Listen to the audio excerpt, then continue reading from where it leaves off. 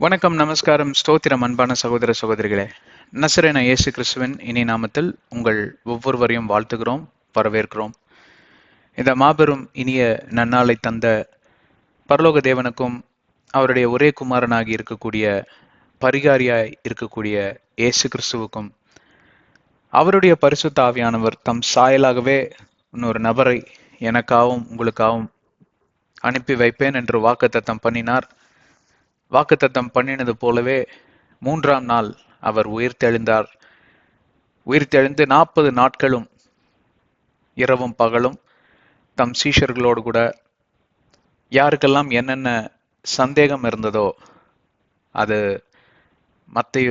அப்போஸ்தலர் 28வது அதிகாரத்தில் எழுதப்பட்டது போலவே எம்மா ஊர் என்கிற அந்த ரோடு இருக்கு பார்த்தீங்களா, அந்த சாலையில அவர் 2 சீஷர்களோட நடந்து சென்று வேதாகமத்திலிருந்து பல காரியங்களை அவர்களுடைய கேள்விகளுக்கு பதிலாக பிரதி உத்தரமாக அவர் எல்லா விதமான நிருபம் என்று சொல்ல முடியாது, எல்லா விதமான ப்ராஃபிட்டிக்கல் புக்ஸ், பழைய ஏற்பாட்டில் இருக்கக்கூடிய தீர்க்க தரிசன புத்தகங்கள் இருந்து, குறிப்பாக ஐசியா புத்தகத்திலிருந்து தம்மை குறித்த வெளிப்பாடுகள் இவ்வண்ணமாக வெளிரங்கமாக நிறைவேற்றப்பட்டதே, இது கூடவா உங்களுக்கு தெரியல அப்படின்னு சொல்லியெல்லாம் அவர் பேசிக்கொண்டு போனதை இவர்கள் கண்டு ரசித்து, இல்லை நீங்கள் எங்களோடு கூட தான் இந்த இரவுல நீங்க தங்க வேண்டும், அவர் தான் இயேசு கிறிஸ்து என்று அவர்களுக்கு அப்ப கூட அடையாளம் கண்டுபிடிக்க முடியவில்லை. ஏனென்றால் அதுதான் ஒரு நல்ல ஒரு அடையாளம். ஏனென்றால் அந்த சாலையிலே அவர்கள் நடந்து செல்லுகிறப்போ பகலாக தான் இருந்தது. அப்படி என்றால் அவருடைய முகத்தை அவர்களால் காண முடிந்தது. ஏதோ முகத்தை போட்டு நம்ம முஸ்லிம் சகோதரிகள் அணியக்கூடிய புர்கா என்று சொல்லி எல்லாம் போட்டு அவர் நடக்கவில்லை. அவர் வழக்கம் போல பாரம்பரிய ஆடையை அணிந்துதான் அவர் நடந்து சென்றிருக்க கூடும். ஆனாலும் அவருடைய முகத்தை பார்த்து இவர்களுக்கு அடையாளம் கண்டுகொள்ள முடியவில்லை. அதற்கு காரணம் என்னவென்றால், உயிர்த்தெழுந்த பின்பே இதே ரூபம் கொடுக்கப்படாது, மறுரூபமாக்கப்படுவோம். we will be all transformed and transfigured. அதுதான் ஆங்கிலத்துல வரக்கூடிய ஒரு பதம். அதனால எனக்கு தலையில முடியெல்லாம் நிறைச்சு போச்சு, குண்டா இருக்கிறேன், ரொம்ப ஒல்லியா இருக்கேன், குட்டையா இருக்கேன், நெட்டையா இருக்கேன் என்று சொல்லி எல்லாம் கவலைப்பட வேண்டிய அவசியமே கிடையாது.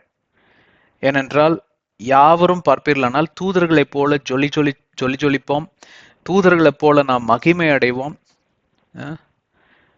எனக்கு தெரிஞ்ச சினிமா படங்கள்ல எந்த தூதருக்கும் வந்து தலையில முடி இல்லாம காமிச்சதே இல்லை. அதனால ஒன்றும் கவலைப்படாதீங்க, நல்ல நிறைய முடி இருக்கும். எனக்கும் இள வயதுல வாலிப காலங்களில், ஏன் காலேஜில் படிக்கும் போதும் சரி, கல்யாணம் ஆன பிறகும் சரி, என் குழந்தைக்கு 10 வயசு ஆகுற வரைக்கும் சரி, நல்லா முடி இருந்தது. அப்புறம் என்னமோ ஆச்சோ ஏதோ ஆச்சோ தெரியல, முடியெல்லாம் கொட்டி போச்சு. இன்னும் ஃபுல்லாக சொட்டையாகல, ஏதோ இருக்கு அங்கங்க. அதுக்குன்னு இன்னைக்கு சினிமாக்கார மாதிரி விக்கு வச்சுட்டுலாம் நாங்கள் எங்கே ஆஃபீஸுக்கோ பிரசங்கம் பண்ணுறதுக்கோ போகிறதில்ல. இருக்கிற வரைக்கும் இருக்கட்டும், போறதெல்லாம் போகட்டும். ஆனால் மறுரூபம் அடையக்கூடிய அந்த நாளில் முடியெல்லாம் பிறந்து விடும். முடியலன்னு என்னங்க பிரதர் சிஸ்டர், பரலோகத்திற்கு சென்று ஆண்டவரை கண்டடையணும், மகிமையில வாழணும். அங்க இரவெல்லாம் கிடையாது, சூரியனுக்கும் இங்க இடமே கிடையாது. ஏனென்றால் அவரே சூரியனாய் இருந்து அல்லும் பகலும் ஒளி தரக்கூடிய தேவனாய் இருப்பார் என்று சொல்லி. அப்பொழுது இந்த எம்மாவு பட்டணத்துக்கு கடந்து சென்று கொண்டு இருக்கிறப்போ என்னென்ன கேள்வி எல்லாம் இவர்கள் கேட்டிருக்க கூடும். இயேசு கிறிஸ்துவோட சீஷர்கள் இவங்க 2 பேரும், பேர் அங்க குறிப்பிடப்படவில்லை. ஆனா பாரம்பரியத்துல பார்ப்பீர்களானால் இவங்க 2 பேரையும் ஐடென்டிஃபை பண்ணி அங்க எழுதி வைத்திருக்கிறார்கள். நான் மறந்து விட்டேன், நீங்களே கூகுள்லாம் பண்ணி பார்த்துக்கோங்க. இயேசு கிறிஸ்துவோடு கூட சுற்றி திரிந்தவர்கள் தான் அப்போஸ்தலர்கள் 12 பேரும் இருந்தாலும் சீஷர்கள் ஏராளமான பேர் இருந்தார்கள்.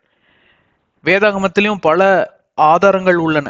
இவர் எங்கெல்லாம் கூட்டம் ஏற்பாடு செய்ய போகிறாரோ அங்கெல்லாம் பார்ப்பீங்களானாலும் வெறும் 12 பேரை வைத்து அந்த காரியங்கள் எல்லாம் செய்வதற்கு சாத்தியமே கிடையாது. அந்தந்த பட்டணங்களில இவரோட விசிறிகள் இருப்பார்கள், இவரை விசுவசிக்கிறவர்கள் இருப்பார்கள்.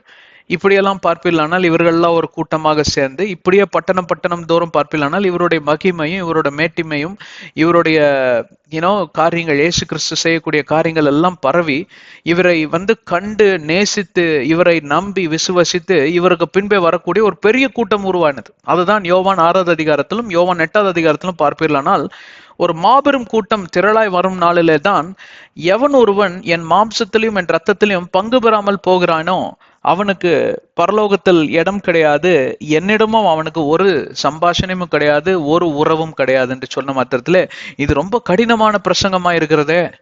மாம்சத்தை கடித்து தின்பதற்கு நாங்கள் எல்லாம் என்ன மிருகங்களா? இல்ல புத்தியற்றவர்களா?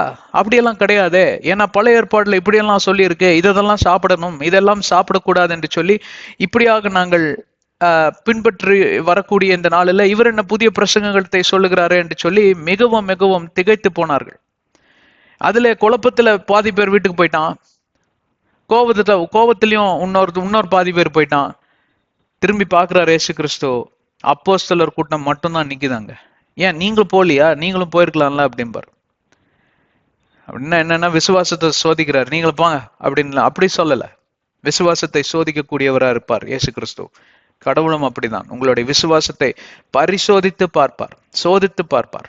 இன்னும் நம்புகிறீர்களா என்று சொல்ல. அதனாலதான் சூழ்நிலைகள் மத்தியில நீங்க கடந்து செல்லுகிறப்போ கர்த்தர் மேல இருக்கக்கூடிய அந்த நம்பிக்கையும் விசுவாசத்தையும் விருதா என்று எண்ணிவிடக்கூடாது, விட்டுவிடக்கூடாது. தேவனை எப்பொழுதும் பற்றி கொள்ள வேண்டும், எப்பொழுதும் அவரை சார்ந்து நடக்க வேண்டும். அவன் ஒருவனே ஜீவ தண்ணீரை பெற்றுக்கொள்வான், அவன் ஒருவனே அதாவது மோட்சத்தில் சென்று அவன் ஜீவன், எட்டர்னல் லைஃப் இல்லைங்களா, நித்திய வாழ்வை அடைவான் என்று சொல்லி வேதாகமம் சொல்கிறது. இத்தனை காலங்களும் இந்த எம்மா ஊர்ல இருக்கக்கூடிய அந்த 2 சீஷர்கள் இயேசு கிறிஸ்துவோட பல பிரசங்களை கேட்டுக்கொண்டிருக்கிறார்கள். அவர்கள் மிக ஆச்சரியத்தோட சொல்லுகிறார்கள், இயேசு கிறிஸ்துவ தெரியாதா உனக்குன்னு இயேசு கிறிஸ்துவ கிட்ட கேட்கிறாங்க. இந்த காரியங்கள் எல்லாம் நீங்க பார்ப்போம் மிக தத்துருவமாக அங்க லூக்கா பிரதர் லூக் எழுதியிருக்காரு. அவர் ஒரு டாக்டர், அவர் அழகா ரெஜிஸ்டர் பண்ணி வச்சிருக்காரு. அதெல்லாம் நான் நினைக்கிறேன் அவர் அந்த சீஷருங்க கூடயே பேசியிருப்பார். இதுதான் நடந்தது அப்படின்னு அவங்க கிட்டே வாக்குமூலம். ஏன்னா அங்க நிறைய பேர் உயிரோட தான் இருக்கிறாங்க, யாரும் மரித்தெல்லாம் போகல, ரொம்ப வருஷம் கழிச்சும் போகல. ரொம்ப சமீபத்திலேயே போய் அதெல்லாம் ரெக்கார்ட் பண்றாரு பிரதர் லூக். ரெக்கார்ட் பண்ண அவரே விசுவாசியா மாறிட்டார். அவர் ஒரு கிரேக்கர், அவர் யூதனும் கிடையாது. அருமையான ஒரு சாட்சி இல்லையா? ரைட்.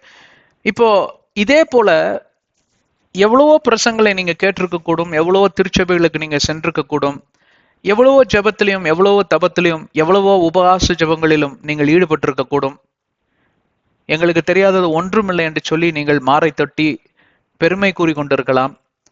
எங்களுக்கு அறியாதது ஒன்றுமில்லை, நாங்கள் கிறிஸ்துவ குடும்பத்திலேயே பிறந்து வாழ்ந்தோம், எங்க அப்பா யாரு தெரியுமா, எங்க தாத்தா யாரு தெரியுமா, இவ்வளவு டொனேஷன் கொடுத்துருக்கோம் தெரியுமான்றலாம் சொல்லி பெருமை சூட்டி கொன்று மகுடம் சூட்டி கொன்று நீங்களே அங்கே எங்கேயும் அலைந்து திரிகிறவர்களா இருக்கலாம். ஆனால் நீங்கள் யாரா வேணா பிரசங்கம் செய்யக்கூடிய பாஸ்டர்மார்களா கூட இருக்கலாம், ஏன் நானா கூட இருக்கலாம். எத்தனையோ பிரசங்கங்களை செய்திருக்கிறோம் இந்த சேனல்ல பார்ப்பீர்களானால். ஆனால் எப்பொழுதும் நான் சொல்வது என்னென்றால், வேதாகமத்துல இன்னும் நான் 5% கூட நான் சரியாக புரிந்து கொள்ளவில்லை என்று தான் சொல்வேன். இன்னும் 95%. அதனால்தான் ஆண்டவரே எனக்கு ஆயுள் நாட்களை கூட்டி கொடுங்க தெய்வமே, இதெல்லாம் நான் சரியாக அறிந்து கொள்ளாமல் புரிந்து கொள்ளாமல் பிறருக்கு போதிக்காமல் பிறரை வழி நடத்தாமல் நான் மறிப்பேனானால் ஒருவேளை நான் பரலோகத்துக்கு வரலாம். ஆனால் அங்கே மிக துக்கமுகத்தோட நான் காணப்படுவேன். என்னை துக்கமுகத்தோட நீங்க பார்க்கணுமா வேண்டாமா? சந்தோஷமா இருக்கணுமாங்க? அப்ப இங்க ஆயுள் நாட்களை கூட்டி கொடுங்க. நிறைய படிக்கணும், நிறைய தியானிக்கணும், அதன்படி என் வாழ்க்கை மாறணும், பிறரையும் நான் வழி நடத்தணும். இந்த மாதிரி தாகம் யாராவதுக்கு இருக்குதா? எல்லாரும் என்னை போல பிரசங்கிகள் ஆக முடியாது. ஏனென்றால் அவரவர்களுக்கு ஏதேது வரங்கள் கொடுக்கப்பட்டிருக்கிறதோ அந்த வரத்தின்படியே உங்களை ஆண்டவர் நடத்துவார். இப்ப என்னை கேட்டுக்கொண்டிருக்கிற சகோதர சகோதரிகள் நல்லா கிட்டார் வாசிப்பீங்க, என்னால் நான் கத்துக்கலாம் ட்ரை பண்ண முடியவே இல்லை. ஆனா என் மக ஜோரா வாசிப்பா, அது அவளுக்கு கொடுக்கப்பட்ட தாளந்து. ஆனால் என்னை போல பிரசங்கம் செய்யுமா அப்படின்னு சொன்னா ஓரளவுக்கு பண்ணுவா, ஆனால் அந்த லெவலுக்கு வர முடியாது. அதே போலதான் பவுல் அப்போஸ்தலருக்கு எழுத்து திறன் இருந்தது, பேதுருக்கு பார்ப்பீர்களானால் பேச்சு திறன் இருந்தது. ஆண்டவராகிய தேவன் எதையெல்லாம் தாழ்ந்தாக கொடுத்திருக்கிறார்களோ அதையெல்லாம் கை கொண்டு நாம் பிறருக்கு உபயோகம் உள்ள பாத்திரங்களா இருக்க வேண்டும். மறுபடியுமாய் வருகிறோம், அதே கட்டத்திற்கு வருகிறோம். உங்க மனதிலும் பல கேள்விகள் இருக்கிறதா? பார்ப்பீர்களானால் 3.5 ஆண்டுகள் இயேசு கிறிஸ்துவோட சுத்தி திரிந்த சீஷர்கள் எத்தனையோ சர்மன்ஸை டைரக்டா கேட்டாங்க. நம்மெல்லாம் வாசிக்கிறது யாரெல்லாம் மொழிபெயர்த்தாகவும் வாசிக்கிறோம். அதுல நிறைய மொழிபெயர்ப்புகள் எரர்கள் இருக்கிறது. அதாவது குளறுபடிகளும் சில திருத்தங்களும் பண்ண வேண்டிய காரியங்கள்லாம் இருக்கிறது. ஆனா இவங்கெல்லாம் டைரக்டா சர்மனை கேட்டவங்க. திருச்சபைக்கு போய் உங்க பாஸ்டர் ப்ரீச் பண்ணி டைரக்டா முன்னாடி பெஞ்சில் உட்காந்து கேட்குற மாதிரி வருமா? என்னதான் ரெக்கார்டிங்க பார்த்தாலும். அப்படிப்பட்ட சீஷர்களுக்கே நிறைய கேள்விகள் இருந்தது, பதில் தெரியாத கேள்விகள். இயேசு கிறிஸ்துவோட கலந்த அந்த உரையாடுதல் 1-on-1 என்று சொல்வார்கள். ஒருவனுக்கு ஒருத்திங்கிறது இல்ல, ஒருவன் இன்னொருவனோடு கூட உரையாடுதல் ஈடுபடும், சம்பாஷணை என்று சொல்லலாம். அருமையான ஒரு பதம். அந்த சம்பாஷணையில் ஈடுபட்டு எப்பொழுதெல்லாம் ஈடுபட்டார்கள்? நடுஜாமம் இல்ல, அந்த மதியம்ல இருந்து பார்ப்பீங்கன்னா அடுத்த நாள் மறுநாள் வரைக்கும், வெடிய காத்தால வரைக்கும் பேசிதான் இவங்களே ஓரளவுக்கு புரியும்படி அவர்கள் காரியங்களை கண்டறிந்தார்கள். இயேசு கிறிஸ்துவோட 12 மணி நேரம் உரையாடுதலிலும் சம்பாஷணையிலும் ஈடுபட்டாலே அது பார்ப்பில்லானால் ஏறத்தாழ 12 லட்சம் மணி நேரத்துக்கு சமம். கடவுளே உங்க கூட 12 மணி நேரம் பேசினா அது எவ்வளவு லட்சம் மணி நேரத்துக்கு சமம் இல்லைங்களா? அப்போ அந்த உறவை நீங்க எப்படியாவது சுதந்திரித்துக் கொள்ள வேண்டும். சில கேள்விகளுக்கு விடை தெரியவில்லையா? சில சூழ்நிலைகளுக்கு பதில் தெரியவில்லையா? சில தோல்விகளுக்கு விடுதலை கிடைக்கவில்லையா? நீங்க செல்ல வேண்டிய நபர், சென்று பேச வேண்டிய நபர் பெயர் இயேசு கிறிஸ்து. அவருடைய அட்ரஸ் பார்ப்பீர்களானால் ஒரே ஒரு வார்த்தை தான், வேதாகமம். பின்கோடு நீங்களே எழுதிக்கோங்க. 1004 400 8 800. நீங்களே ஒரு பின்கோடை போட்டுக்கோங்க. எனக்கு தெரிஞ்சு பரலோகங்கிறதுனால 0 இருக்காதுன்னு நினைக்கிறேன். ஆனா 0க்கு வேல்யூ இருக்கு, அதுக்கு முன்னாடி ஒரு 1 இருக்கு இல்லையா? அதனால நிறைய 0 போட்டுக்கோங்க. ஒரு வேடிக்கையாக சொல்லுகிறேன். விலாசம் பார்ப்பீர்களானால் வேதாகமம், நபர் பெயர் mister Jesus, lord of lords, king of kings, Bible அப்படின்னு போட்டீங்கன்னா அந்த இடத்துக்கு கரெக்டா போஸ்ட் கார்டை கொண்டு போய் கொடுத்துட்டு வந்துருவாங்க தேவ தூதர்கள். அதுதான் அவங்க வேலையை. அவங்க வெயிட்டிங்ல இருக்காங்க, எப்போ வெயிட்டிங் மோட்ல இருக்காங்க, காத்து கொண்டிருக்கிறார்கள். எண்ணத்தை விண்ணப்பிப்பீர்கள், இயேசுவின் நாமத்துல எடுத்துக்கொண்டு போகலாம்னு விசுவாசத்துல பேசி பழகுங்க, சம்பாஷித்து பழகுங்க. பரிசுத்த ஆவியானவரோடு கூட அந்த உரையாடுதல்ல ஈடுபடுங்க. வாக்குவாதத்துல ஈடுபடாதீங்க, தர்க்கத்துல ஈடுபடாதீங்க. இவங்க வாக்குவாதம் பண்ணினாங்க, நாங்க இல்ல. அப்போஸ்தலர் 28. சம்பாஷணையிலும் உரையாடுதலிலும் ஈடுபட்டு அவர்களுடைய கேள்விகளுக்கு விடைகளை கற்றுக்கொண்ட மாத்திரத்துல அவர்கள் அங்கே ஒரு காரியத்தை பதிவிட்டிருக்கிறார்கள். இருதயம் கொழுந்து விட்டு எரியவில்லையோ, அவருடைய வசனத்தை கேட்க கேட்க விளக்கங்களை அறிந்து கொள்ள கொழுந்து விட்டு எரியவில்லையோ. அதற்கு பேர் என்ன? அவ்விசுவாசங்களும் மற்றும் சந்தேகங்களும் பய உணர்வுகளும் கவலைகளும் எரிக்கப்பட்டன, தகர்க்கப்பட்டன, நிராகரிக்கப்பட்டன. அவைகளை எல்லாம் எது ரீப்ளேஸ் செய்ததாம்? விசுவாசமும் நம்பிக்கையும் தெளிவும் தெய்வீக ஞானமும் அவர்களை சூழ்ந்து கொண்டது. இதுதாங்க 2 தீமோத்தேயு 1:7. அதற்கு பின்புதான் 2 தீமோத்தேயு எழுதப்பட்டது. அப்போஸ்தலர் 28 அதுக்கு முன்னாடி எழுதியாச்சு. எவ்வளவு பேர் என்னோட இருக்கீங்க? ஆண்டவர் உங்களை ஆசீர்வதிப்பாராக. ரொம்ப நேரம் எடுத்துக்கிட்டேன். வாருங்கள் முன்னேறி செல்வோம். ஆதியாகமத்தின் ரகசியங்கள் என்கிற தலைப்பில் நாம் பல மாதங்களாக, பல வருடங்களாக பல காரியங்களை நாம் விவரித்து கொண்டு வருகிறோம். 6வது அதிகாரத்தை முடித்து 7வது அதிகாரத்துக்குள் நுழைந்து அந்த அதிகாரத்திலே முன்னேறி சென்று கொண்டிருக்கிறோம். தேவன் சிருஷ்டிப்புகளை உருவாக்கினார். அவர்கள் பிரதான சிருஷ்டிப்பான ஆதாமை ஏவாளும் பாவத்தில் விழுந்து போனார்கள். அந்த பாவத்துக்கு நிவாரணமாக இயேசு கிறிஸ்து வருவார் என்று சொன்னார். ஆனாலும் திருப்பி பார்க்கிறார், அங்கே ஒருவன் கூட நீதிமானாக இல்லை. அழித்து விடலாம் என்று சொல்லி இந்த உலகத்தை, அந்த இயேசு கிறிஸ்து இந்த மாடல்லாம் வேண்டாம் அப்படின்னு ஒரு தீர்மானத்துக்கு வந்த மாத்திரத்தில் தான் நோவா என்கிற நீதிமானை ஆண்டவர் கண்டடைகிறார். நோவாவை கொண்டு பேழை, அந்த பேழைக்கும் 2ஆம் வருகைக்கும் என்ன சம்பந்தம்? இப்பொழுது பார்ப்பீர்களானால் 7வது அதிகாரத்துல மகா ஜல பிரளயம், அதற்கும் அந்த மகா உபத்திர காலம், great tribulation and great flood, இதுக்கு என்ன சம்பந்தம் என்று சொல்லி நம்ம ஒப்பிட்டு பார்த்து பழைய ஏற்பாட்டிலிருந்து புதிய ஏற்பாடு காரியங்களையும் நாங்கள் கற்றுக் கொடுத்து கொண்டு வருகிறோம். நீங்களும் கற்றுக்கொண்டீர்கள் என்று நம்புகிறோம். வாருங்கள் நாம் 7வது அதிகாரத்துக்குள் கடந்து செல்வோம். நாம் நேராக ஆதியாகமம் 7வது அதிகாரம் 6வது வசனத்துக்கு நேராக கடந்து செல்வோம். நான் முதல் 5 வசனங்கள்ல பார்த்தது கர்த்தராகிய தேவன், இந்த பேழைக்குள் நீயும் உன் வீட்டாரும் கடந்து செல்ல வேண்டுமாய் நான் கேட்டுக்கொள்கிறேன். அது மட்டும் இல்லாதபடி நீ நீதி என் பாதையில் நடந்ததினால் அண்ட் உன்னுடைய என்ன சொல்றது, உன்னுடைய சமுதாயத்தின் மத்தியில, உன்னுடைய உடன்பிறப்புகள் மத்தியில நீ ஒருவன் மட்டுமே நீதியின் பாதையில் நடந்ததனால் இந்த காரியத்தை உனக்கு நான் சன்மானமாக, I give it you as a reward. அதான் அதோடைய அர்த்தம். அப்புறம் பார்ப்பீர்களானால் 7 விதமான அந்த கிளீன் பேர்ட்ஸ், அப்புறம் அங்க ஆணும் பெண்ணும் இருக்கக்கூடிய அந்த ஸ்பீசிஸ் எல்லாம் பார்த்து அந்த நீ எடுத்து வைக்க வேண்டும் என்று சொல்லி இதெல்லாம் நாம் வாசித்தோம் ஏற்கனவே. ஆனால் ரொம்ப டீட்டெயிலாக போக விரும்பல, ஏன்னா ஏற்கனவே இதெல்லாம் பார்த்துட்டோம். ஆனால் 5வது வசனத்துல நோவாவானவர் தேவன் கட்டளையிட்ட அனைத்து காரியங்களுக்கும் கீழ்ப்படிந்து அவர் இவைகள் எல்லாம் செய்து நிறைவேற்றினார் அப்படின்னு சொல்லி பார்த்து முடித்தோம். 6வது வசனத்துக்குள்ள கடந்து செல்வோம். Noah was 600 years old when the flood of waters was on the earth. இதுல பெரிதாக தியானிக்க ஒன்றும் இல்லை. அங்கே பார்ப்பீர்களானால் ஒரு தகவல் போல நமக்கு தகவல் அளிக்கக்கூடிய ஒரு காரியம் என்னவென்றால் 600 வயது அவருக்கு. தேவனை சந்திக்கிறப்ப எத்தனை வயது அவருக்கு இருந்தது? 500 வயது. எங்க இருக்குது? ஆதியாகமம் 5வது அதிகாரம் 32வது வசனத்துல பார்ப்பீர்களானால் Noah was 500 years old and Noah begot Shem, Ham and Japheth. 500 வயது இருக்கிறப்போ 500 வயது 500வது வயதுலையா இல்ல 500 வயதுக்குள்ளாராக அவருக்கு பார்ப்பீர்களானால் 3 குமாரர்கள் இருந்தார்கள். ஒருவர் பெயர் ஷேம், இன்னொருவர் பெயர் ஹாம் அண்ட் இன்னொருவர் பெயர் ஜாஃபேத் என்ற குமாரர்கள் இருந்தார்கள். அப்போ 500 வயதுல இருந்து பார்ப்பில்லானால் இப்பொழுது இந்த பேழை, இந்த திட்டம் அதெல்லாம் பார்ப்பில்லானால் 100 ஆண்டுகள் கடந்து போன ஒரு காரியம். 100 ஆண்டுகள், 600 years, அதாவது 500ல இருந்து 600 minus 500 is 100. இதுல இருந்து ஒரு காரியத்தை நாம் வேகமாக பார்த்து அடுத்த வசனத்தையும் பார்த்து முடிக்கலாம் என்று சொல்லி யோசிக்கிறேன். தேவனாகிய கர்த்தரோடு கூட நீங்கள் இணைந்து வேலை செய்வீர்களானால் ஒன்றை மட்டும் நீங்க கவனமாக கற்றுக்கொள்ள வேண்டும். அந்த கற்றுக்கொள்ள வேண்டிய காரியம் என்னவென்றால் பொறுமை. அவ்வளவுதான்.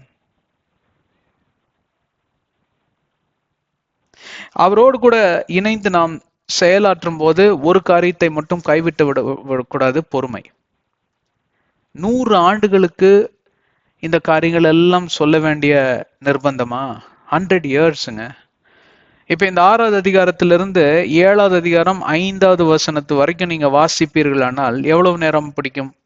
5 நிமிடம் பிடிக்கும். சரி, இன்னும் சற்று கூர்மையாக கவனித்து நீங்கள் வாசிப்பீர்களானால் 1 மணி நேரம் பிடிக்கும். சரி, இல்ல இன்னும் கொஞ்சம் தியானத்துல போய் நான் வாசிப்பேனால் 1 நாள் பிடிக்கும், 24 மணி நேரம். சரி, நம்மள மாதிரி நாம் யாவரும் சேர்ந்து தியானித்தோம் இல்லையா? 6வது அதிகாரத்திலிருந்து பார்ப்பீர்களானால் ஏறத்தாழ 20 மணி நேரம் பிரசங்கம் மட்டும் பண்ணியிருக்கிறோம். அதை தியானிக்க இன்னும் அதிகமான நேரங்கள் தேவைப்பட்டு 20 மணி நேரங்கிறது கம்மின்னு நினைக்கிறேன். எனக்கு தெரிஞ்சு 30 மணி நேரத்துக்கிட்ட பிரசங்கம் பண்ணியிருக்கோம். அப்போ 30 மணி நேரங்கள்ல இதை வாசித்து முடித்து விடலாம். அதை 30 மணி நேரம் செலவழிப்பீர்களானால் 1 வாரம் இல்ல 2 வாரம், 1 மாசம், மிஞ்சினால் 1 மாதத்துக்குள்ள இதை படித்து நிறைவேறும். 100 ஆண்டுகள் எங்க, 1 மாதம் எங்க? ஒப்பிட்டு பார்க்க முடிகிறதா? ஏணி வச்சாலும் எட்டாது. சோ ஆகையால் இதுல இருந்து ஒரு காரியத்தை நீங்கள் நன்றாக புரிந்து கொள்ள வேண்டும், நீடிய பொறுமை. ஏனால் தேவனுடைய குணாதிசயம் அவ்வண்ணமாக இருக்கிறது. அவர் நீடிய சாந்தமும் பொறுமையும் உள்ளவராய் இருக்கிறார். ஆவியின் கனியில ஒரு சுவை என்னவென்று பார்ப்பீங்கன்னா லாங் சஃபரிங். கலாத்தியர் 5வது அதிகாரம் 22, 23வது வசனங்களில 9 விதமான சுவைகள் கொடுக்கக்கூடிய கனி தான் இந்த ஆவியின் கனி. இந்த ஆவியின் கனியோட சாராம்சம், மகத்துவம் என்னவென்றால் 9 சுவைகள் படைத்த ஒரு கனி. இந்த 9 சுவைகள்ல ஒரு சுவை குறைத்தால் கூட கொஞ்சம் இனிப்பு, கொஞ்சம் மாம்பழம் சாப்பிடுவீர்களானால் ஒரு பக்கம் இனிப்பும் இன்னொரு பக்கம் துவர்ப்பும் இருக்கும். அதை நன்றாக நீங்க பார்ப்பீர்களானால் கொஞ்சம் உப்பு கரிக்கிற மாதிரியும் லைட்டா ஒரு டேஸ்ட் இருக்கும். இது 3 சேர்ந்து வந்தால்தான் அருமையாக இருக்கும். இல்லை என்றால் இந்த பழத்துல ஏதோ ஒன்று குறையுதுப்பா, நல்லா இல்லை அப்படி என்று சொல்லக்கூடிய ஒரு விளைவு ஏற்படும். அதே போலதான் பார்ப்பில்லானால் தேவனோடு கூட நீங்கள் சேர்ந்து இணைந்து காரியங்களை செய்ய வேண்டும் என்றால் அவ்வளவு எளிதாக அவரிடமிருந்து நீங்க பதிலை பெற்றுக்கொள்ள முடியாது. பொறுமையின் விளிம்பு, பொறுமையின் எல்லைக்கே அவர் உங்களை தள்ளிவிடுவார். அப்பொழுதுதான் நீங்க எவ்வளவாக அவரை புரிந்து கொண்டீர்கள், எவ்வளவாக அவரை காத்திருந்து அவரிடமிருந்து இந்த திட்டங்களை வாங்குவதற்கு நீங்கள் ஆயத்தமா இருக்கிறீர்கள், பொறுமையின் குணம் படைத்தவர்களா இருக்கிறீர்கள். பொறுமை இல்லை என்றால் தேவனுடைய சாயலை நாம் ஒருபோதும் சுதந்திரிக்கவே முடியாது. தேவனுடைய சாயலிலே நாம் யாவரும் படைக்கப்பட்டோம், ஆனால் தேவனுடைய சாயலை இழந்து போனோம். பாவம் நுழைந்த மாத்திரத்திலே பிசாசுடைய அந்த தந்திர குணமும், பிசாசுடைய அந்த வஞ்சக செயலும், பிசாசுடைய அந்த எல்லா விதமான காரியங்களும் பார்ப்பீர்களானால் மாம்சத்தில் நுழைந்து விட்டது. ஆகையால் உள்ளார்ந்த மனிதன் அவன் ஒன்னும் உயிரோட தான் இருக்கிறான், ஆனா மாசுபடியாத உள்ளார்ந்த மனிதனாக இருப்பதற்கு வாய்ப்பே இல்லை. ஏனென்றால் நாம் மாம்சத்தில் இருக்கக்கூடிய அந்த அணுக்கள் அவ்வண்ணமாக மாறிவிட்டது. பாவத்திற்கு இரையானதனால் பாவம் நிறைந்த இந்த மாம்சத்துக்குள் இருக்கக்கூடிய இந்த உள்ளார்ந்த மனிதனுடைய சாயலும் எப்படியாக தான் மாறிவிட்டது? பாவம் நிறைந்த செயலாக மாறிவிட்டது. தேவனுடைய சாயலை மறுபடியும் நீங்கள் கொண்டு வர வேண்டுமா? நீங்கள் வேற சாயத்தை மாற்றணும். அப்பதான் அந்த ப்ளூ கலரா இருக்கிற ஜீன்ஸ் கருப்பு கலரா மாறும். அதே போலதான் தேவனுடைய சாயலை நீங்கள் பெற்றுக்கொள்ள வேண்டும் என்றால் இப்படிப்பட்ட குணாதிசயங்களுக்குள் நீங்கள் நுழைய வேண்டியது முக்கியம், மிக முக்கியம். கேரக்டரிஸ்டிக் ஃபீச்சர்ஸ் என்று சொல்வார்கள். உங்கள் சுவாபம் மாற வேண்டும், உங்களுடைய பொறுமையின் ரூபம் மாற வேண்டும், சாந்த குணம் படைத்தவர்களாக இருக்க வேண்டும். சில காரியங்களில் உங்களுக்கு விளக்கம் கிடைக்காது, புரியாததை போல இருக்கும், குருட்டாட்டத்தில் நாம் நுழைந்தது போல இருக்கும், கண் கட்டி விட்டு நம்மை நடுக்காட்டில் விட்டது போல இருக்கும். ஆனால் அவைகள் மத்தியிலையும் உங்களுடைய பொறுமை சோதிக்கப்படும். உங்களுடைய குணம் எவ்வண்ணமாக இருக்கிறது என்று சொல்லி ஆண்டவர் அறிந்து கொள்ளும்படி இந்த சோதனைகளுக்குள் நம்மை யாவரையும் அவர் நடத்தி செல்வது உறுதியான நம்பகத்தக்கமான ஒரு உண்மை, சத்தியம், மறந்து விடாதீர்கள். அதற்கு பிரதி உத்தரமாக தான் இந்த நோவா என்கிற ஒரு அருமையான பாத்திரத்தை ஆண்டவராகிய தேவன் நம் கண் முன்பே வைக்கிறார். இவர் எவ்வளவு பொறுமையான மனுஷனா இருந்திருப்பார் என்றால் ஆண்டவர் தேர்ச்சி பெற்றிருக்கிறார். ஆண்டவருடைய கண்களில் அவர் கிருபை பெற்று ஆண்டவர் அவரை தேர்ந்தெடுத்திருக்கிறார். இப்பொழுது தெரிகிறதா, ஆண்டவர் ஒருபோதும் தவறு செய்வதில்லை. ஒரு மனிதனை அவர் தேர்ந்தெடுப்பாரானால் அவர் பல காரியங்களை அறிந்து புரிந்து பரிசோதித்து அதற்கு பின்புதான் அந்த பொறுப்பென்கிற அந்த காரியத்தை கை கரங்களிலே கொடுப்பார். எல்லாத்துக்கும் அவசரம், எல்லாத்துலயும் அவசரம். அதெல்லாம் பத்தாது, இப்பதான் சரியான நேரங்க, இந்த நேரத்துல இந்த லேண்டு இந்த இடத்த வாங்கலைன்னா அடுத்த வருஷம் கிடைக்கவே கிடைக்காதுங்க, இந்த ரேட்டுக்கு கிடைக்கவே கிடைக்காதுங்க. யாருங்க சொன்னா? பிசாசு சொல்லுவாங்க. அதனால கடனை உடனே வாங்கி எப்படியாவது வாங்கிடணும். நீ கடன் வாங்குவ, அடுத்த வருஷமே வேலை போயிடும். அப்ப என்ன பண்ணுவ? கடன் வாங்குவதே தவறு. திருப்பி செலுத்தக்கூடிய சோர்சஸ், அதாவது இன்னொரு வீடு ஏற்கனவே இருக்கு உங்களுக்கு, அந்த வீட்டு பத்திரத்தை அடமானம் வச்சு வாங்கி நீங்க இன்னொரு காரியம் பண்ணினா கூட ஒருவேளை ஏதாவது பிரச்சனை ஆயிடுச்சுன்னா இந்த வீடை வித்து கூட நீங்க எப்படியாவது செட்டில் பண்ணிடலாம். ஆனா அடமானம் வச்சிங்கன்னா எப்படி விற்பீங்க? அது ஒன்று இருக்கு இல்லையா? அப்போ உங்களுக்கு கெப்பாசிட்டியில் ஏதோ பிரச்சனை இருக்கு. அடமானம் வைக்காமலே உங்களுடைய தகுதிக்கு ஏற்றவாறு லோன், ஏதாவது சிறு பகுதி லோன், பாதி பகுதி கையிலிருந்து கொடுத்து அப்படியே ஒரு கால்குலேஷனை போட்டு ஏதாவது ஆச்சுன்னா கூட இந்த வீடை விட்டு செட்டில் பண்ணிட்டு அப்போ கூட மிச்ச காசு இருக்கும். அந்த மாதிரி ஒரு சில கால்குலேஷன் வேதாகமே அது சொல்லுது. ஒருவன் வீடு கட்டும் முன்பே உட்காந்து அவன் சில காரியங்களை கணக்கு வழக்க பார்ப்பானாமா. இதெல்லாம் என்னால் முடியுமா, என் கெப்பாசிட்டிக்குள்ள விடும். அதுக்காக அதுதான் ரிஸ்க் அசஸ்மெண்ட் என்று சொல்வார்கள் ஆங்கிலத்தில். எவ்வளவு சிக்கல்கள் இருக்கிறது என்று சொல்லி ஆராய்ந்து பார்த்து அதை அறிந்து அதை கையாளுவதற்கு எல்லா விதமான தன்மைகளும் இருக்கிறதா என்று சொல்லி அறிந்த பிறகு அவன் கால் முன்னேறி அவன் காலடி எடுத்து வைப்பான், முன்னேறி செல்வான் என்று வேதாகமம் சொல்கிறது. இல்லை என்றால் வீட்டை கட்ட ஆரம்பிச்சிட்டான், கடனோட வாங்கி லேண்டை வாங்கிட்ட, கடன் கட்ட முடியாம லேண்டு ஜப்திக்கு வந்துடும். எத்தனையோ பூமிகள் ஏதோ ஜனங்க வாங்குறாங்க இல்லைங்களா, பேங்க் போய் பாருங்க ஜப்தியில் இருக்கும். அந்த மாதிரி கிறிஸ்துவர்கள் ஒருபோதும் போய் மாட்டிக்கொள்ளக்கூடாது. சரி, இப்ப எதற்காக அதை உதாரணத்துக்கு நான் சொன்னேன் என்றால், ஆண்டவராகிய தேவன் ஒரு காரியத்தில் இறங்குவாரானால் எப்படி பொறுமையாக அலாசி ஆராய்ந்து பரிசோதித்து அவருக்கு தீர்மானமான ஒரு மனநிலைக்கு வந்த பிறகுதான் அந்த காரியத்திலே அவர் இறங்குவார். அதுதான் God's timing is always perfect என்று சொல்வார்கள். அதே போலதான் நீங்கள் ஆண்டவருடைய சாயலாக, நானும் நீங்களும் ஆண்டவருடைய சாயலாக படைக்கப்பட்ட நாம் யாவருமே பர்ஃபெக்டாக தானே இருக்கணும். அது ஏன் நம்மளது மட்டும் இம்பர்ஃபெக்டா போகிறது? எதனால வருகிறது அந்த காரியம்? எதனால செயல்படுகிறது என்று சொல்லி எப்பொழுதாவது நீங்கள் யோசித்து பார்த்தது உண்டா? நம்மெல்லாம் மனுஷங்க, நம்மெல்லாம் இப்படிதாங்க இருப்போம். நீங்க மனிதன் தான். ஆண்டவர் தான் உங்களை மனிதனாக, மனுஷியாக அவருடைய சாயலில் உருவாக்கினார். ஆம், அந்த சாயலை எழுந்து போனோம். 2ஆம் மாதமானவர் வந்தார், அந்த சாயலை மீட்டெடுத்து கொடுத்தார். அவருடைய நாமத்தில் ரட்சிப்பை சுதந்திரித்து கொண்டோம். இழந்து போன சாயலை மறுபடியுமாய் பெற்றுக்கொண்டோம். தேவனோடு கூட அந்த சம்பாஷணையும் உறவும் துண்டிக்கப்பட்ட நிலைமையில இருந்ததை அவர் புதுப்பித்து மறுபடியுமா இந்த உறவை உருவாக்கி கொடுத்தார். எவ்வளவு பேர் என்னோட இருக்கீங்க? அப்போ இப்ப இருக்கிற நிலைமை பழைய நிலைமை போல காட்சியளிப்பதற்கு எந்த வாய்ப்பும் கிடையாது, இல்லை. ஏனால் இப்ப இருக்கக்கூடிய நிலைமை இயேசு கிறிஸ்துவின் ரத்தத்தினால கழுவப்பட்ட நீதிமான்களாய் மாறி இருக்கக்கூடிய நிலைமை. அப்போ ஒரு நீதிமான் அவன் செய்வதெல்லாம் வாக்கியம் என்று வேதத்துல எழுதியிருக்கிறதே, சங்கீதம் 1ஆவது அதிகாரத்துல. அப்புறம் ஏன் எனக்கு வாக்கியமா போச்சு? அப்ப நான் நீதிமான் இல்லையா? இயேசுவின் ரத்தத்தில் பிழை இருக்கிறதா? இயேசுவின் ரத்தத்திலேயோ இயேசுவிடமோ எந்த பிழையும் இல்லை என்று சொல்லி எபிரேயர் 2ஆவது அதிகாரம் 17-18 வசனங்களும், எபிரேயர் 4ஆவது அதிகாரம் 14-16 வசனங்களும் தெளிவாக எழுதியிருக்கிறதே. அப்ப வேதாகமம் ஒருபோதும் பொய்யான போவதே அல்ல.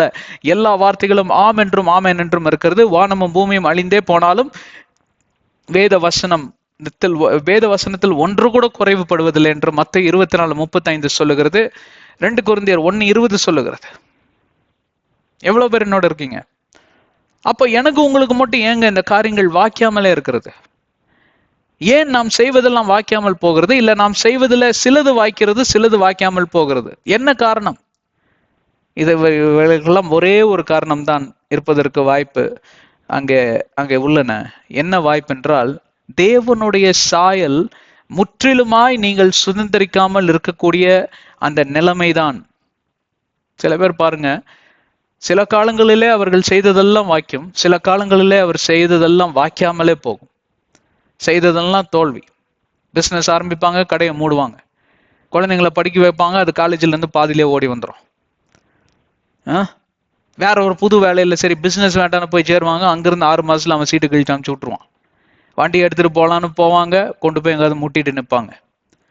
கடைக்கு காய்கறி வாங்கலான்னு போவாங்க, கடையை இழுத்து மூடி இருக்கும். நான் செஞ்சது எல்லாமே இப்படிதான் அப்படின்னு விரக்தியில நீங்க ஒவ்வொரு நாளும் வாழ்கிற அந்த சூழ்நிலை உங்களிடம், என் சகோதரனோ சகோதரியோ, என்னை கேட்டுக்கொண்டிருக்கிற அன்பு தம்பி தங்கைகளே, நண்பர்களே, உங்களிடம் இருக்குமானால் பிழை ஆண்டவரிடம் இல்லை, பிழை உங்களுடைய இருதயத்தில் இருக்கிறது, பிழை உங்களுடைய வாழ்க்கையில் இருக்கிறது. ஏதோ ஒரு குறைபாடு. அதனால்தான் ஆண்டவராகிய தேவன் அனைத்தும் வாய்க்காதபடி அவர் கட்டளையிடுகிறார். ஏன் வாய்க்காதபடி கட்டளையிடுகிறார் என்றால், உங்களுக்கு மறு சந்தர்ப்பம் கிடைக்கும்படி. நீங்கள் மறு சந்தர்ப்பம் கிடைத்தால்தான் மறுரூபம் அடைவீர்கள். மறுரூபம் அடைந்தால்தான் அந்த பிழைகளை எல்லாம் ஆண்டவராகிய தேவன் நிராகரித்து அதை நிறைவாக மாற்றிக்கொள்ள உங்களுக்கு ஒரு சந்தர்ப்பத்தை கொடுக்க முடியும். அந்த பிழையோடு நீங்கள் வாழ்ந்து பிழையோடு கூட நீங்கள் மரித்து போவீர்களானால், பிழை என்றால் error, failure, some mistake, some shortcoming. ஆங்கிலத்தில் நான் மொழிபெயர்ப்பது உங்களுக்கு சில பேர் புரிந்து கொள்வதற்கு எளிதாக இருக்கும். அந்த பிழையோடு கூட நான் மரித்து போவேனானால், 2ஆம் வருகை, இயேசு கிறிஸ்துவின் 2ஆம் வருகை நிறைவேறுமானால், நான் ஒருபோதும் பரலோக ஜீவியத்திற்கு கடந்து செல்வதே கிடையாது. அந்த மோட்ச வாழ்வை நான் இழந்தே போவேன். எவ்வளவு பேர் என்னோடு இருக்கீங்க? ஆகையால் இந்த அருமையான நோவா என்கிற சகோதரனோட வாழ்க்கையிலிருந்து நாம் கற்றுக்கொள்ள வேண்டிய முக்கியமான பாடம் என்னவென்று தெரியுமா? மூன்று பாடங்கள் உண்டு. ஒன்று, அவர் ஆண்டவர் சொன்னதை அப்படியே செய்து விடுவார். என்ன சொன்னாலும் சரி, கிணத்துக்குள்ள குதினாலும் அப்படியே குதிச்சிருவார். ஆனா சொல்றது ஆண்டவரான்னு நீங்க முதல்ல கேள்வி கேட்டு பார்க்கணும். கிணத்துக்குள்ள குதின்னு ஆண்டவர் சொல்லவே மாட்டார். அதுக்காக தான் அந்த தப்பான உதாரணத்தை கொடுத்தேன். நான் அடியன் கிணத்துக்குள்ள குதிக்கிறேன், ஆண்டவர் என்னை காப்பாற்றுறாரா இல்லையான்னு பார்க்கலாம் அப்படின்னு. ஏன்னா இந்த மாதிரிதான் பிசாசு மாத்தியோ 4வது அதிகாரத்துல ஆண்டவரிடம் கடந்து சென்றான். இந்த சோதனைக்குள்ள தள்ளுனா இயேசு கிறிஸ்துவ அந்த கோபுரத்து உச்சியில எடுத்துட்டு போய் உட்கார வைத்து அங்க இருந்து குதி, உங்க வேதாகமத்துல தான் எழுதி இருக்குல்ல, தூதர்களின் கால்கள் பாதங்கள் கல்லில் மோதாதபடி ஏந்தி தாங்கி பிடிப்பார்கள் என்று சொல்லி பார்க்கலாமா அந்த வசனம் வேலை செய்தா இல்லையான்னு. இந்த மாதிரி குதர்க்கமா பேசுறவங்க கிட்ட இருந்து ஓடியே போயிருங்க. இயேசு கிறிஸ்து என்ன சொன்னாரு தெரியுமா? கர்த்தராகிய உன் தேவனை சோதிக்காதிருப்பாயாக என்று எழுதியிருக்கிறது, ஆனால் நான் அவரை சோதிப்பதில்லை. இந்த மாதிரி முட்டாள்தனமான கேள்விகள்லாம், இந்த மாதிரி முட்டாள்தனமான ஆலோசனை எல்லாம் என்கிட்ட கொண்டு வர வேலை வச்சுக்காத, பல்ல புடுங்கி வீசிடுவேன் அப்படின்னு சொல்றாரு. First warning. அதே மாதிரி செகண்ட் வார்னிங், தேர்ட் வார்னிங்ல அப்பாலே போ சாத்தான், அவ்வளவுதான் உனக்கு மரியாதை, கிளம்புடா அப்படின்ட்டார். அதே மாதிரிதான் நீங்களும் 1, 2 அல்லது 3 வாய்ப்புகள், அவ்வளவுதான். வானமே இல்லைன்னு நீங்க உடனே சாந்த சுரூபியாவும் பொறுமையின் விளிம்புக்கு நீங்க போக வேண்டிய அவசியமே கிடையாது. சில முட்டாள்தனமான செயல்களில் எல்லாம் நாம் ஆரம்பத்திலேயே அதை கிள்ளி எறிவது நன்று. அது வேரூன்றி நிற்கும் முன்பே ரொம்ப ஆழத்திற்கு போகாதபடி நாம் பின்வாங்கி போவது அரிதான காரியம் என்று சொல்லி நான் சொல்லுவேன்.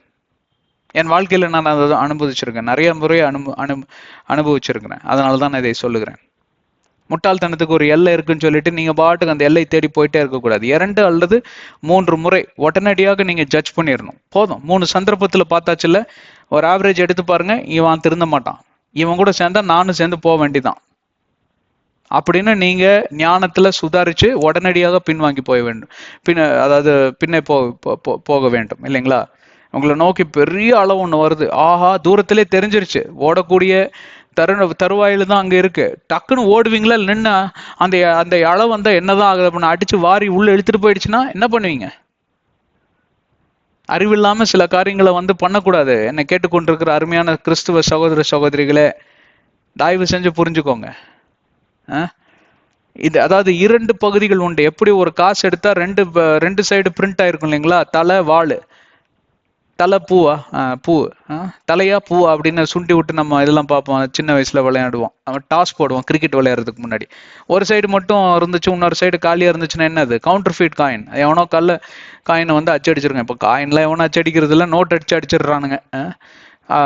இப்போ அந்த மாதிரி காரியமா இருந்திருந்ததுன்னா என்ன பண்ணுவீங்க? அதே மாதிரிதான் இல்லைங்களா? 2 விதமான பெர்ஸ்பெக்டிவ்ஸ் இருக்கு. ஒன்று எதை சொன்னாலும் செய்வார், மறுகேள்வி கேட்பதில்லை. அது அவருடைய 2வது குணாதிசயம். நோவாவிடம் நம்ம கற்றுக்கொள்ள வேண்டிய 3 பாடங்கள் என்னவென்றால், எதை ஆண்டவர் சொன்னாலும் விசுவசித்து செய்வார். அதுல நாம் கற்றுக்கொள்ள வேண்டிய விஷயம், ஆண்டவர் தான் இதை சொல்லுகிறாரா என்று சொல்லி பகுத்தறிந்து பார்க்க வேண்டும். Discriminating spirit and discerning spirit. 1 கொரிந்தியர் 12வது அதிகாரம் 1-11 வசனங்கள்ல பல ஆவியின் வரங்களை குறித்து ஆண்டவர் பேசி இருக்கிறார். ஒவ்வொருவருக்கும் ஒவ்வொரு வரம் முன்குறிக்கப்பட்டிருக்கிறது. அதுல 3 வரங்கள் யாவருக்கும் முன்குறிக்கப்பட்ட வரங்கள். என்ன? நாலேஜ், அறிவு, விஸ்டம், ஞானம். 3 டிசர்ன்மெண்ட். அப்படி என்றால் பகுத்தறியக்கூடிய ஒரு ஆவி, பகுத்தறியக்கூடிய ஒரு ஞானம். இருளுக்கும் ஒளிக்கும் எப்படி சம்பந்தம் இல்லையோ அதே போல ஞானத்திற்கும் முட்டாள்தனம் மதியினத்துக்கும் ஒருபோதும் சம்பந்தம் கிடையாது. இதை பகுத்தறிகிறவனே பிழைத்துக் கொள்வான். அதுலயும் ஆரம்பத்திலேயே பகுத்தறிகிறவன் பிழைத்துக் கொள்வான். தவறுகள் நடப்பது இயல்பே.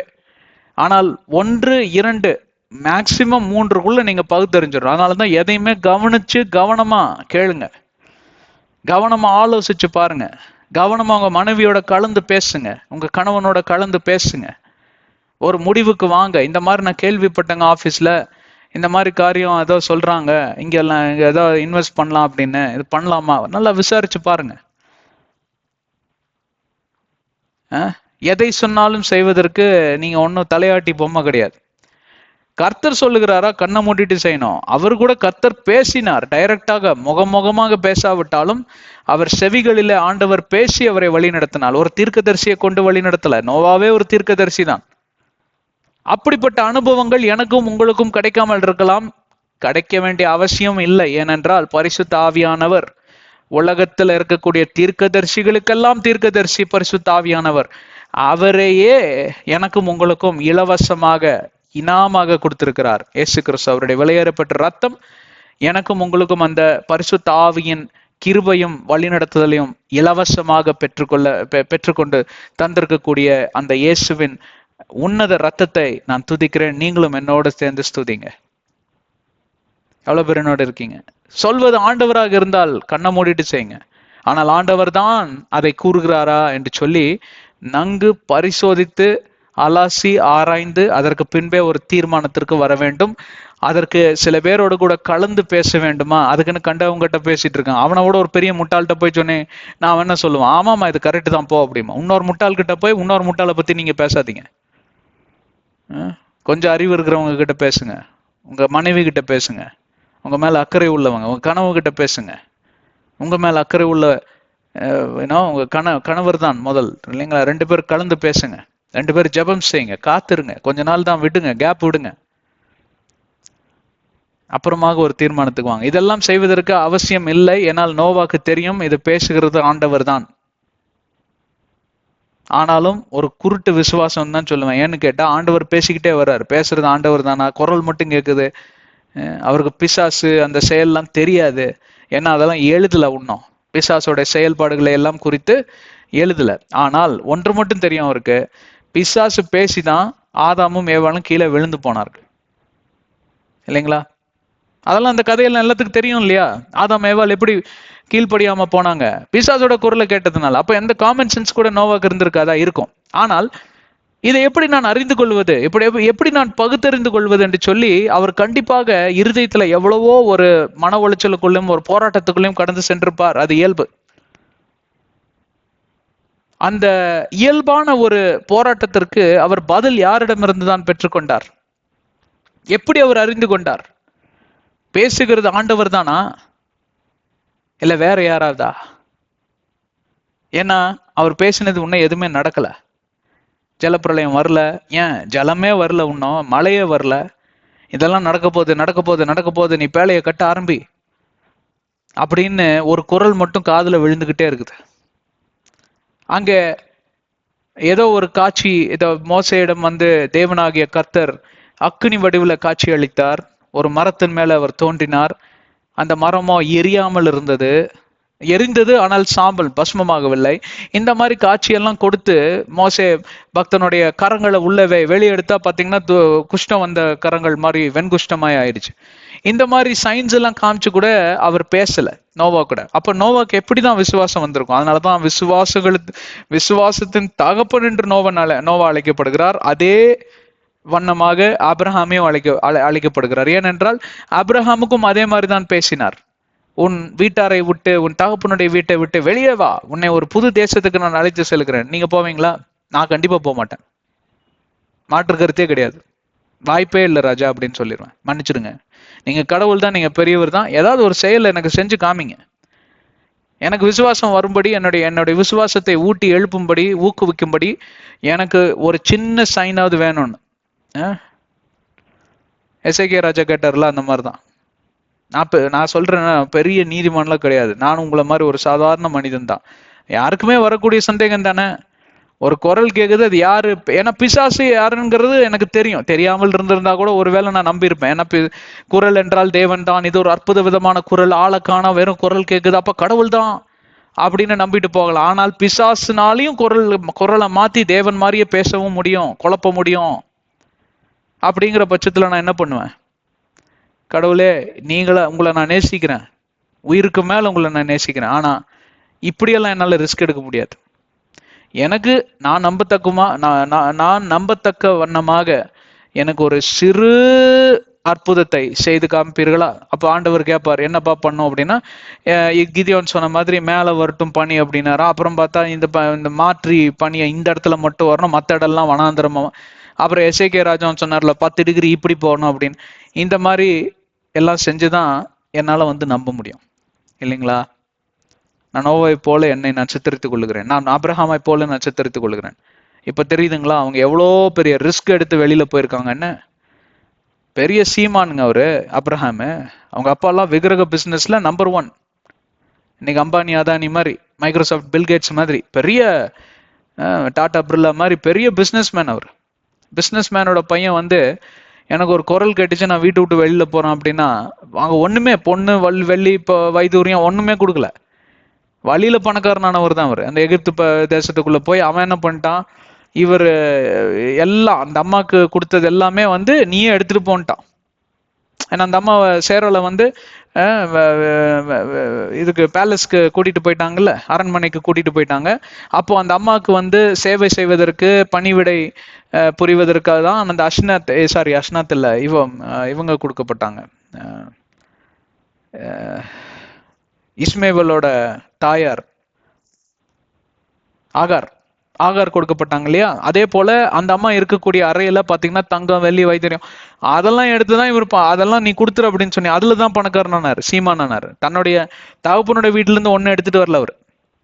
அப்போ ஒரு விசுவாசம் வேணும். அப்ப யாருடைய குரல்? இவங்க 2 பேருக்கும் குருட்டு விசுவாசம் தான் சொல்லணும், அதுதான் உண்மை. பெரிய அங்க சைன் எல்லாம் இல்ல. மரியாள் கேட்டாங்க, நான் இது எப்படி இது புரிந்து கொள்வது என்று சொல்லி. அப்போ ஒரு சைன் கொடுக்கப்படுது, எலிசபெத் இருக்காங்க, அங்க போய் அவங்களுக்கு இந்த மாதிரி 6 மாசம் ஏற்கனவே பிரெக்னெண்டா இருக்காங்க, பார்த்தாங்க, விசுவசித்தாங்க. அதனால்தான் எபிரேயர் 11வது அதிகாரத்தில் நோவா போல, அப்ரஹாம போல விசுவாச ஜாமவான்கள், விசுவாசத்துக்கே தகப்பன்மார்கள் இவங்க 2 பேரும். ஏன்னா இவர்களை கொண்டுதான் ஆண்டவராகிய தேவன் இஸ்ரவேல் என்கிற ஒரு பெரிய திட்டத்தையே நிறைவேற்றினார். ஆனால் இந்த கட்டங்கள்ல நீங்கள் அப்படி குருட்டு விசுவாசத்தில் போவீர்களானால் அப்படிப்பட்ட காரியம் உங்களுக்கு சாதிப்பதற்கு வாய்ப்பே இல்லை. ஏனென்றால் இவர்களுக்கு பரிசுத்த ஆவியானவருடைய வழிநடத்துதல் இல்லை. நம்மை போல எனக்கு உங்களுக்கும் கரங்களில் கொடுக்கப்பட்டிருக்கிற வேதாகமம் இல்லை. இயேசு கிறிஸ்து மெசையாவாக பிறக்கவில்லை. பிறந்தவர் பேசின புதிய ஏற்பாடு கட்டளைகளும் நியாய பிரமாணங்களும் கொடுக்கப்படலை. அப்படி இருக்கிறப்போ இவங்க குருட்டு விசுவாசத்துல போக வேண்டிய ஒரு சூழ்நிலை, அப்படிப்பட்ட ஒரு ரிஸ்க் எடுத்துதான் ஆக வேண்டும். அதனால் சென்றார்கள். ஆனாலும் ஆண்டவர் அவர்களை கைவிடவில்லை. இன்னொன்று என்ன தெரியுமா? அவர்கள் குருட்டு விசுவாசம் எடுத்தாலும் அவங்க முட்டாள்கள் கிடையாது. ஏனென்றால் இவர்கள் 2 பேருக்குமே தெரியும் தாங்கள் நீதியின் பாதையில வழி நடத்தவர்கள். ஆண்டவராகிய தேவன் யார் என்று சொல்லி அறியும்படி வாஞ்சித்து கதறினவர்கள்.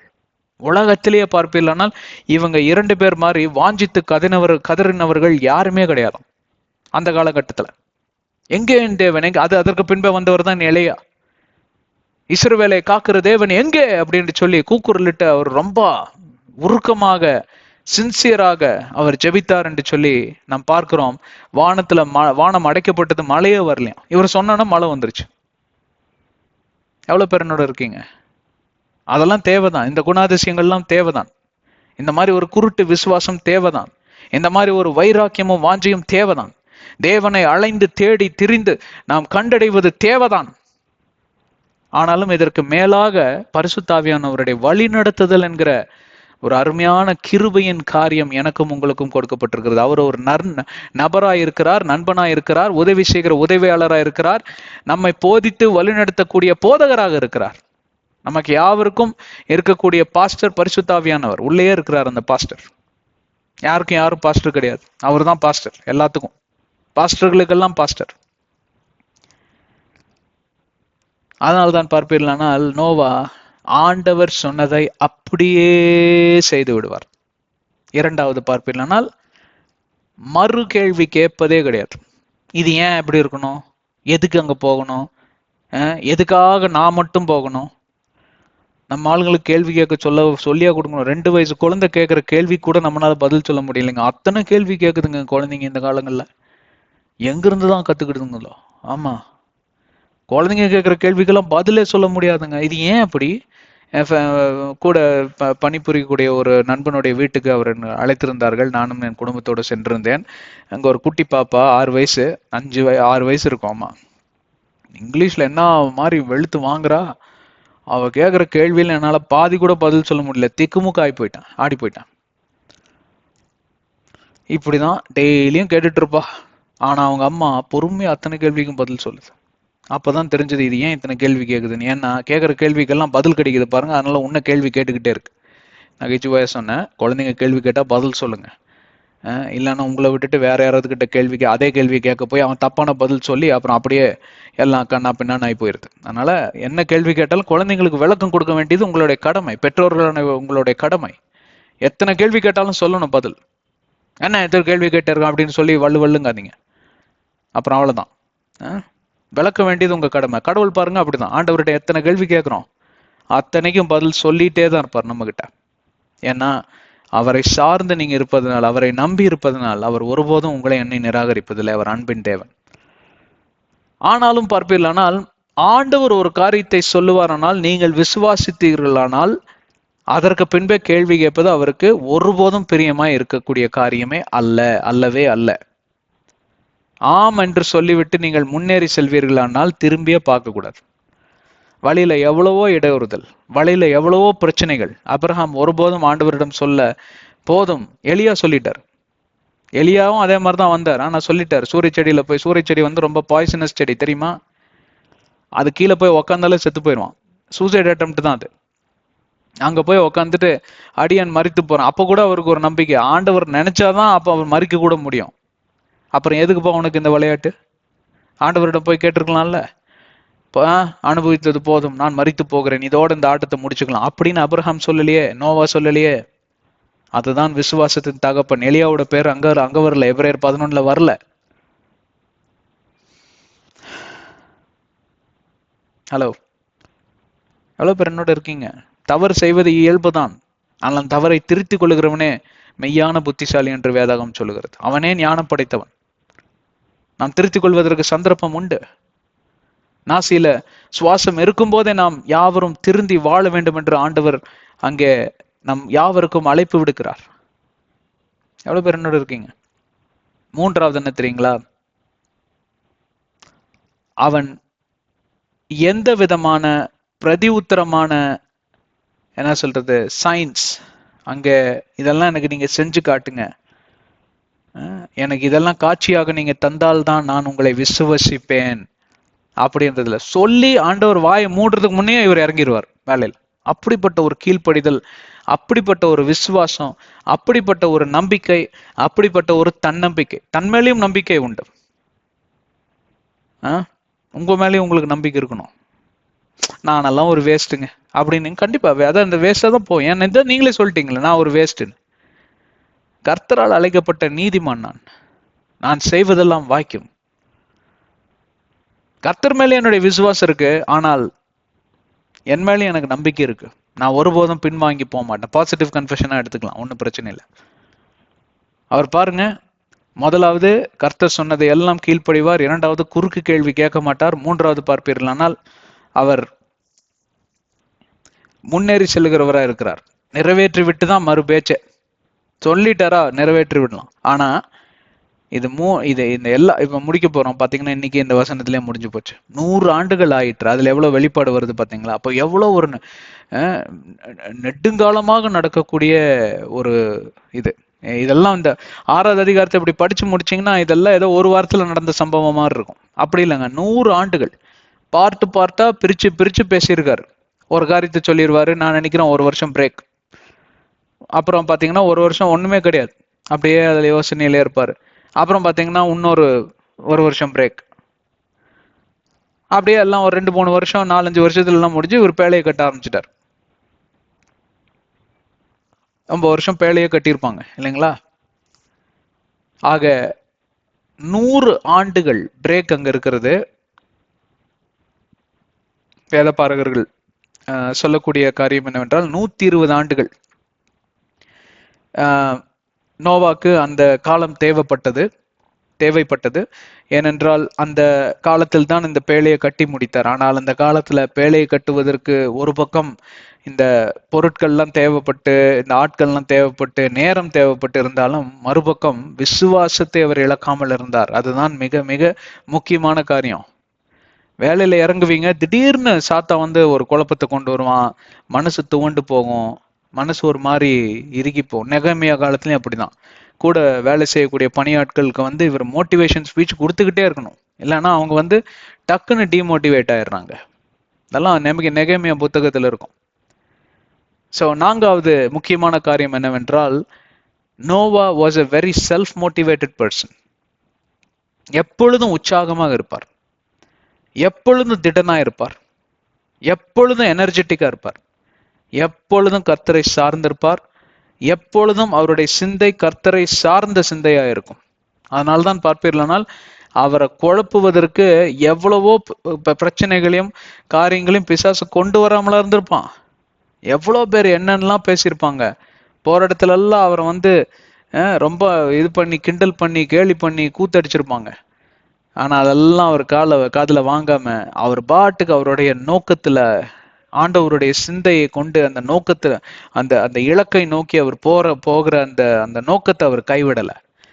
the objective where he is heading towards, what goal, what destin, where is his destination, இது எதையுமே அவர் இழந்து போகாதபடி அவர் நோக்கமாக மிகவும் ஜாக்கிரதையாக அந்த காரியத்தை கையாண்டார்.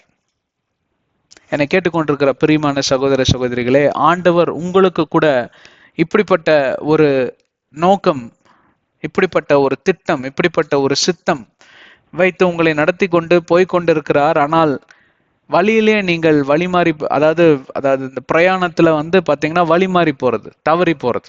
கூகுள் மேப் ஒன்று காட்டி ஒரு பாட்டு இன்னொரு பக்கம் அழுத்தி போயிட்டே இருப்பார். நான் பலமுறை பண்ணியிருக்கேன் அந்த மாதிரி. கொஞ்சம் தூரம் போன போட்டி தான் மேப் சொல்லணும், யூட்டனை போடு, யூட்டனை போடு, யூட்டனை போடுங்க. அப்புறம் ஐயோ விட்டுட்டோமா அந்த லெஃப்டை, திருப்பி யூட்டனை போட்டு அந்த லெஃப்டை பிடிக்கிறதுக்கு இன்னொரு 10 கிலோமீட்டர் அழுத்தும். நிறைய தடவை இருக்கு. மேப்ல ரொம்ப வீக்னா. ஜாகிரபிலாம் நல்ல மார்க் வாங்குவேன், எப்படி தான் வாங்கினேன்னு தெரியல. அந்த கூகுள் மேப் மட்டும் கொஞ்சம் காலம் ஆச்சு. இப்பெல்லாம் நான் மேப்பை பார்த்து அழகா போயிட்டேன். அப்போ கூட 1-2 விட்டுருவேன். மனைவி தான் கரெக்டாக சொல்லுவாங்க. அவங்க இருந்தாங்கன்னா பிரச்சனையே கிடையாது. மேப்பை பார்த்து சொல்லிட்டே வாமா, நான் பாட்டுக்கு போயிட்டே இருக்கேன் அப்படின்னு. எவ்வளோ பேர் என்னோட இருக்கீங்க? உங்களோட இலக்கை நோக்கி கொண்டு, உங்களோட இலக்கை நோக்கி நீங்க நடந்து சென்று இந்த பிரயாணத்துல ஈடுபட்டு இருக்கிறப்போ இடையூறுதல் நிச்சயமாக வரும். நீங்கள் பின்வாங்கி போகக்கூடிய சூழ்நிலைகள் நிச்சயமாக வரும். போராட்டங்கள் நிச்சயமாக வரும். அவமானங்களும் நிந்தைகளும் எல்லா விதமான காரியங்களும் வரும். ஆனால் அவைகள் மத்தியில கண்களை தேவனுக்கு நேராக ஏறெடுத்து பாருங்கள். அந்த இலக்கையும் கர்த்தருடைய சித்தத்தையும் கர்த்தருடைய திட்டத்தையும் கை கொண்டு, அதை இழக்காதபடி கை கொண்டு நீங்கள் நடக்கும்படி ஒரு நோவாவை போல, ஒரு அப்ரஹாமை போல இருக்கணும் என்று சொல்லி 100 ஆண்டுகள்ங்க, ஏறத்தாழ 120 ஆண்டுகள் விசுவாசத்தோடு கூட நடப்பதென்றால் அது எளிதான காரியமே கிடையாதுங்க. ரொம்ப கஷ்டம், ரொம்ப கஷ்டம். அதுவும் ஒண்ணுமே இல்லாத நாட்கள் இல்லை. இயேசு கிறிஸ்து கிடையாது, பைபிள் இல்லை, ஒன்றும் இல்லை. இப்ப எல்லாமே இருக்கு, உங்களுக்கு எல்லா டெக்னாலஜியும் இருக்கு.